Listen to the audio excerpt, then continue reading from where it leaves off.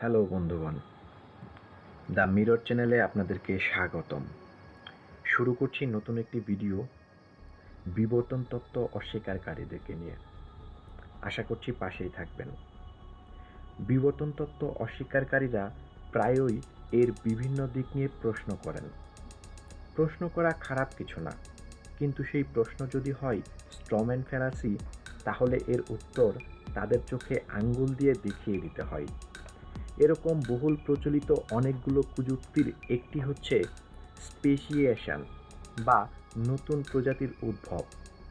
তারা তাদের বিভিন্ন তত্ত্ববিরোধী ইউটিউব ভিডিও, ওয়ার্ডপ্রেস ব্লগ, বইমেলার হট সেলিং পাকুড়া টাইপ বইয়ের অথবা ফেসবুকের বিভিন্ন পোস্টে প্রায়ই বলেন, দেখান আমাদেরকে যে ব্যায়াম করতে করতে মানুষ হাতি হয়ে গেছে, বাঘ অনেক বছরের ব্যবধানে জিরাফ হয়ে গেছে, অথবা হরিণ বনে লাফাতে লাফাতে কুমির হয়ে গেছে, এবং আরও দাবি করেন যে নতুন প্রজাতির উদ্ভবের কোনো উদাহরণ নাকি নেই। বিবর্তনের ভিত্তি হচ্ছে জিনের আদান প্রদান। কোনো প্রজাতির মধ্যে অল্প কিছু জেনেটিক পার্থক্য সেই প্রজাতির মধ্যে যে বিশাল ভিন্নতা তৈরি করতে পারে তা অকল্পনীয়। উদাহরণ হিসেবে কুকুরের কথাই ধরি। হাজার বছরের ব্যবধানে নেকড়ে থেকে আসা এই প্রজাতিটির মধ্যে এত পার্থক্য এসেছে যে তা বিশ্বাস করার মতো নয়। কিন্তু বিবর্তন বিরোধীদের সেই একই প্রশ্ন, কুকুরের মধ্যে যত পার্থক্যই থাকুক তারা কিন্তু এখনো কুকুরই আছে। তাহলে কুকুর কি চিরকাল কুকুরই ছিল? কুকুর যদি চিরকাল কুকুর থাকে, তাহলে কুকুরের এতগুলো প্রজাতি কিভাবে হলো? যদিও এটি ক্লাসিক জবাব। নতুন প্রজাতির উদ্ভব বলতে আমরা বুঝি একই প্রজাতির দুটি আলাদা আলাদা প্রজাতিতে ভাগ হয়ে যাওয়া। আলাদা হওয়ার পরে তাদের কি লেজ গজায় না পাখা গজায়, সেটা নির্ভর করে তাদের আগের প্রজাতির উপর। সুতরাং হাতি থেকে মানুষ হওয়া বা মানুষ থেকে জিরাফ হওয়া প্রশ্নটি একটি অবান্তর প্রশ্ন বায়োলজিতে। আর কিভাবে এক প্রজাতি দুটি প্রজাতিতে ভাগ হয়ে থাকে সেটা বুঝতে এই ধরনের প্রশ্ন না করাটাই স্বাভাবিক। পৃথিবীতে প্রাণের উদ্ভব থেকে শুরু করে আজ অবধি কুকুর, বিড়াল, বাঘ, সিংহ কি একই রকম আছে? ডারউইনের গ্যালাপাগোসের ১৩ প্রজাতির প্রায় একই রকম দেখতে ফিঞ্চি পাখির ইতিহাস কি ভুয়া?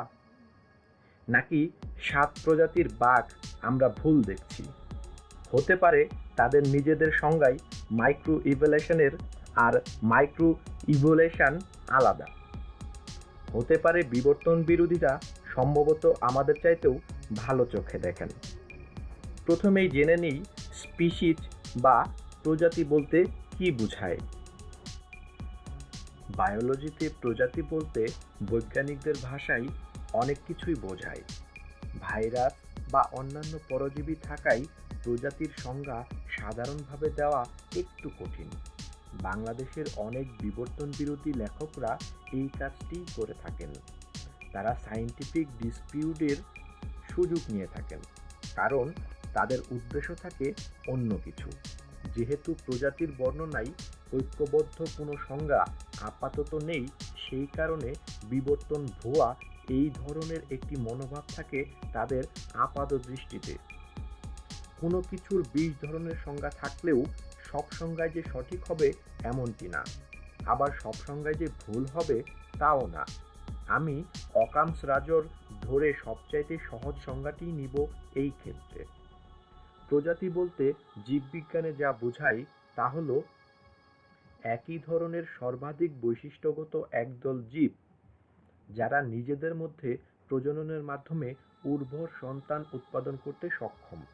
আবার জেনেটিকভাবে যদি প্রজাতির সংজ্ঞা দিতে চাই, তাহলে দাঁড়াবে যে সাধারণ জিন পুলের মধ্যকার পার্থক্য বা কোনো প্রজাতির মধ্যে জেনেটিক পার্থক্য। একটা উদাহরণ দিলে ভালো হয়। ধরুন একটি পুকুরে ৫ ধরনের ব্যাঙ বসবাস করে।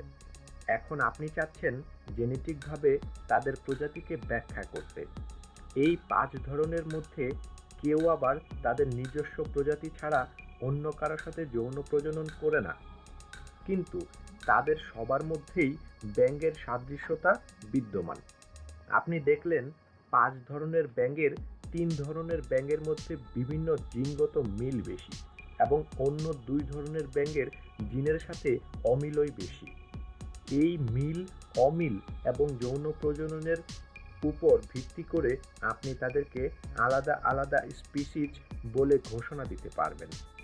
মূলত পপুলেশন জেনেটিক্সে এভাবেই একটি প্রজাতির ব্যাখ্যা এবং নতুন প্রজাতির উদ্ভব হয়েছে কিনা তা ব্যাখ্যা করা হয়। আগেই বলেছি, স্পেসিয়েশন নিয়ে স্ট্রম্যান ফ্যালাসি করা হয় এবং এটি একটি বহুল জিজ্ঞাসিত প্রশ্ন, বলতে পারেন বিবর্তনের সেন্ট্রাল কোয়েশ্চেন। যদিও বেশিরভাগ স্পেসিয়েশনের ঘটনা আমাদের জীবনকালে আমরা দেখি না, আমাদেরকে নির্ভর করতে হয় পূর্বের ডেটা বা mathematical calculation, DNA, protein, homological structure, anatomy, morphology বা জিওগ্রাফিক্যাল ডিস্ট্রিবিউশনের উপর।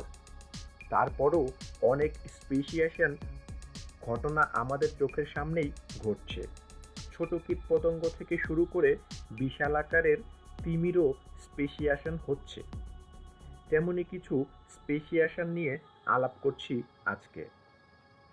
উদাহরণ নাম্বার 1, নতুন প্রজাতির উদ্ভবের ক্লাসিক উদাহরণের মধ্যে একটি হচ্ছে আমেরিকান 2টি নতুন প্রজাতির ফুলের গাছের উদাহরণ। মূলত এই প্রজাতির গাছদের মজা করে ডাকা হয় গুডস বিয়ার্ডস অথবা সেলসাফিশ। 1900 সালের প্রথম দিকে এই বন্য প্রজাতির ফুল গাছ মূলত 3 ধরনের ছিল। 1950-এর দিকে আরও 2টি নতুন প্রজাতির গোডস এর গাছ আমেরিকায় দেখা যেতে শুরু করে। গবেষণায় দেখা যায় এই নতুন 2টি প্রজাতি অন্য 2টি প্রজাতির হাইব্রিড হলেও এদের বীজ নয়, বরং তারা তাদের নতুন প্রজাতির সাথে রিপ্রোডিউসে সক্ষম, কিন্তু পূর্বের 3টি প্রজাতির সাথে রিপ্রোডিউস করতে পারছে না। মিউটেশনের ফলে কোনোভাবে জেনেটিক ইনফরমেশন ডাবল হয়ে গেলে উদ্ভিদে এই ধরনের স্পেসিয়েশন দেখা যায়। গোডস বিয়ার্ড ছাড়াও অন্যান্য গাছের মধ্যে এই ধরনের হাইব্রিড স্পেসিয়েশন লক্ষ্য করা গিয়েছে। উদাহরণ নাম্বার 2, আপেলের ম্যাকফ্লাই। 200 বছর আগে আমেরিকায় এই ফল খেকো মাছি, যারা কিনা মূলত হাউথর্ন গাছের একজাতীয় ফল খেয়ে বাঁচত, কিন্তু ইউরোপীয়রা আমেরিকায় যাওয়ার পরেই মাছিগুলো নতুন খাদ্য আপেলের সন্ধান পায়। কিছু মাছি ধীরে ধীরে আপেল গাছে বসবাস করতে শুরু করে। ফলস্বরূপ তারা হাউথর্নস গাছের মাছিদের থেকে আলাদা হয়ে যায়। বিংশ শতাব্দীর গবেষকরা যখন এই 2 গ্রুপের মাছিদের পরীক্ষা করা শুরু করে, তখন তারা এই তথ্যগুলো পায়: আমাদের নাকের সামনে দিয়ে নতুন প্রজাতির উদ্ভব হয়েছে, কিন্তু আমরা তা জানি না। উদাহরণ নাম্বার 3, অর্কাস। হত্যাকারী তিমি হিসেবে মূলত পরিচিত। এই তিমিগুলো দেখতে মোটামুটি একই রকম। কালো এবং সাদা প্যাচযুক্ত ডলফিন ফ্যামিলির এই তিমিরা একসাথে বসবাস করে এবং শিকারও করে একই সাথে, কিন্তু আচরণগত গবেষণায় দেখা গিয়েছে এই তিমিদের আচরণ বিভিন্ন রকমের। তাদের খাদ্যাভ্যাস আলাদা, আলাদা উপায়ে শিকার করে, এমনকি শব্দও করে আলাদাভাবে। বিজ্ঞানীরা এটি বুঝতে পারেননি এদের আলাদা আচরণের কারণ। জিনতত্ত্ববিদরা যখন এই তিমিদের প্রজনন নিয়ে গবেষণা করেন, তারা অবাক হন ফলাফল দেখে। প্রায় 139টি তিমির মাইটোকন্ড্রিয়াল জিন নিয়ে গবেষণা করে দেখেন এই সব কিলার হুইলের মধ্যে অন্তত 3 ধরনের প্রজাতি আছে এবং মাত্র 1,50,000 থেকে 7 লক্ষ বছরের ব্যবধানে এরা এদের মূল প্রজাতি থেকে আলাদা হয়ে গিয়েছে। উদাহরণ নাম্বার 4, শেষ করছি পাপুয়া নিউগিনির 2টি প্রজাতির পাখির স্পেসিয়েশন নিয়ে, যার নাম মোনার্স ফ্লাইং ক্যাচার্স। এরা ছোট আকারের কীটপতঙ্গভোজী পাখি। এই দুই প্রজাতির পাখির অমিল হচ্ছে তাদের পালকের রং। এক প্রজাতির পাখির গায়ের রং পুরোপুরি কালো, অন্য প্রজাতিটির আছে কালো এবং পেটের দিকে বাদামি রঙের মিশ্রণ। কোনো একটা পর্যায়ে একটি প্রজাতির মধ্যে সিঙ্গেল অ্যামিনো অ্যাসিডে মিউটেশন হয়, যার ফলে মেলানিন প্রোটিন স্থায়ী হয় একটি প্রজাতির মধ্যে। এই দুটি প্রজাতি নিজেদের মধ্যে প্রজনন করতে না পারলেও তাদের নিজেদের প্রজাতির মধ্যে প্রজনন খুব স্বাভাবিকভাবেই করতে পারছে। ছোট পোকামাকড় থেকে শুরু করে শ্বেত ভাল্লুক বা অতি বিশালাকার তিমির মধ্যেও বিবর্তন হচ্ছে। প্রতিনিয়ত নতুন প্রজাতি উৎপত্তি হচ্ছে আমাদের চারপাশে। বিবর্তন শুধু হাজার বছর আগেই ঘটেনি, বিবর্তন ঘটছে প্রতি মুহূর্তে। ধন্যবাদ সবাইকে।